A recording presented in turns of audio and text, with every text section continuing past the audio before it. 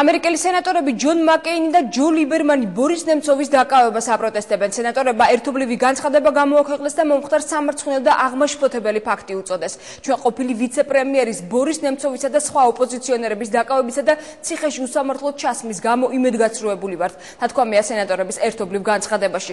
რესპუბლიკელი მაკეინი და დამოუკიდებელი სენატორი ლიბერმანი დარწმუნებულები არიან, რომ ნემცოვისა და მისი თანამოაზრეების დაპატიმრება უკანონობა არ არის, რადგან ისინი მშვიდობიანად ცდილობდნენ თავისუფალი შეკრების შესახებ კონსტიტუციური უფლების გამოყენებას. სამარცხვინო და აღმაშფოთებელია, რომ მოსკოვის ხელისუფლებამ აქციის ორგანიზატორებს მიტინგის ჩატარების ნება დართო, ხოლო შემდეგ დააპატიმრა. ნემცოვის დაკავება მთელი მსოფლიოსთვის უნდა იყოს გაფრთხილება და იმის მაგალითი, თუ როგორ ექცევიან კანონს თანამედროვე რუსეთში. ეტყობა რუსეთი კვლავაც იურიდიული ნიჰილიზმით იმართება, აცხადებენ სენატორები.